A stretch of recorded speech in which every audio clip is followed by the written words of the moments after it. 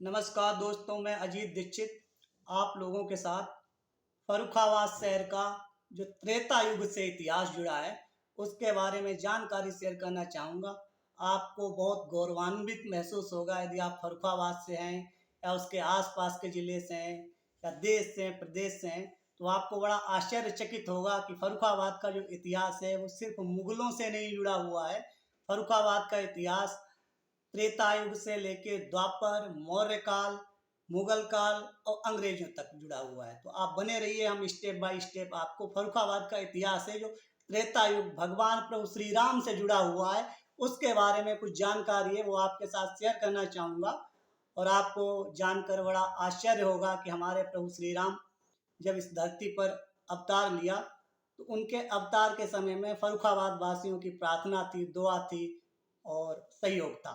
तो बने रहिए मेरे साथ और मैं आपको कुछ फर्रुखाबाद के बारे में, त्रेता युग के बारे में जो इतिहास है उसके बारे में जानकारी देता हूँ। तो बाबा तुलसीदास का श्री रामचरितमानस में इसका वर्णन है। तो उसमें कुछ चौपाई इस तरीके से है, आप बने रहे मेरे साथ कि एक बार भूपति मन माही भई ज्ञान मोरे सुत नाही। जैसा आप लोगों ने सुना होगा अक्सर कि राजा दशरथ के मन में एक बार दुख हुआ, चिंता हुई कि हम चक्रवर्ती राजा दशरथ, उस समय फर्रुखाबाद भूभाग था, वो अयोध्या के राजा दशरथ से जुड़ा हुआ था, वो चक्रवर्ती राजा थे। तो उनकी सीमाएं इधर तक क्या पूरे भारत में थी। तो ये भूभाग राजा दशरथ के राज्य के अंतर्गत आता था। तो उन्हें चिंता हुई कि हमारे पुत्र नहीं है, तो इसे लेके वो गुरु वशिष्ठ जो उनके राज्य गुरु थे उनके पास पहुंचे। तो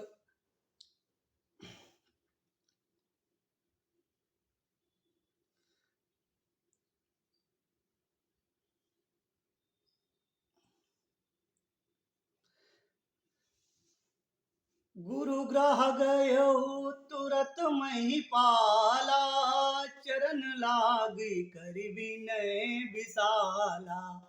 और गुरु जी के पास गए, उनके चरणों में गिरे और रोए, बोले मेरे पुत्र नहीं है, इसके लिए आप कुछ करें। तो गुरु वशिष्ठ जी ने समझाया कि ये कोई बहुत बड़ी चिंता की बात नहीं है, हम जो सिंगी ऋषि हैं उनको बुलाएंगे, यज्ञ कराएंगे और आपके पुत्र रत्न की प्राप्ति हो जाएगी। तो राजा दशरथ जी मान गए और वही बाबा तुलसीदास जी लिखते हैं, निज सुख दुख सब गुरु ही सुनायो कही वशिष्ठ बहुविधि समुझायो धरहु धीर हुई है सुतचारी त्रिभुवन विदित भगत भयहारी। सिंगी ऋषि वशिष्ठ बुलावा पुत्र है तो शुभ यज्ञ करावा। तो जो सिंगी ऋषि महाराज थे जो फर्रुखाबाद जनपद में आज भी एक तपस्थली है, पतित पावनी माँ गंगा के तट पर सिंगी रामपुर के नाम से जिसे जाना जाता है। तो वशिष्ठ जी ने राजा दशरथ से बोला कि अपने कुछ राजदूत भेजकर जो सिंगी ऋषि जी उधर पे तपस्या कर रहे हैं उनको बुलाया जाए, जो आपकी इस समस्या का समाधान करने में हमें उनकी सहायता पड़ेगी। तो राजा दशरथ ने अपने कुछ जो मंत्रीगण थे उनको भेज के सिंगी ऋषि जी को बुलाया और गुरु वशिष्ठ ने यज्ञ कराया और उससे जो हवि निकली वो बांट दी और इस तरीके से धरती पर हमारे प्रभु श्री राम भगवान का अवतार हुआ। तो ये तो रहा फर्रुखाबाद जिले जनपद का रामचरितमानस में वर्णन। दूसरा वर्णन मिलता है फर्रुखाबाद का कंपिल में। जब भगवान राम रावण पर विजय प्राप्त करके अयोध्या आए तो माता सीता जो अशोक वाटिका में उन्होंने एक शिवलिंग स्थापित किया था और उसको साथ लेके आए थे। भरत ने वो शिवलिंग कंपिल के रामेश्वर नाथ मंदिर में स्थापित कर दिया।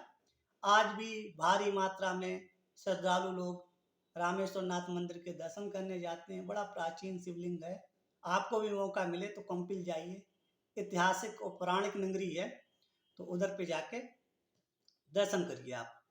तो बहुत ही अद्भुत इतिहास है फर्रुखाबाद का। और एक चीज़ आपको जानकर और हैरानी होगी, रोमांचित करेगी, और आप लोग चाहेंगे इस पे और वीडियो बनाएं फर्रुखाबाद पे, तो हम और बनाएंगे कि अंग्रेजों के समय में फर्रुखाबाद जनपद से 161 लोगों को फांसी हुई थी, 161, और 249 लोगों को काला पानी की सजा, 249 लोगों को काला पानी की सजा, जिसमें से अधिकतर लोगों की मृत्यु उधर पे हो गई थी। तो जो रोमांचित करेगा वो आपको अंग्रेजों के समय का इतिहास है, वो और रोमांचित करेगा, मुगलों के समय का इतिहास है वो और रोमांचित करेगा। यदि आप चाहते हो कि इस पर भी वीडियो बनाएं तो आप लोगों से अनुरोध है कि कमेंट्स करें, और हम आप मेरे पास पूरा ही मतलब इसका जो बनाना चाहिए उसका डाटा मैंने एकत्रित करके रखा हुआ है। आप लोग लाइक शेयर और कमेंट्स करके हमें बताना चाहेंगे, उसके अगेंस्ट हम एक और प्यारा सा सुंदर सा वीडियो जो अंग्रेजों के समय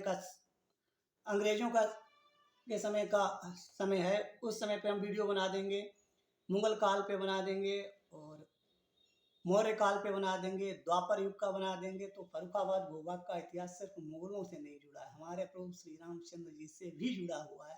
तो हाथ जोड़कर निवेदन है, प्रार्थना है सारे दर्शकों से कि एक बार जोर से बोले जय सिया राम।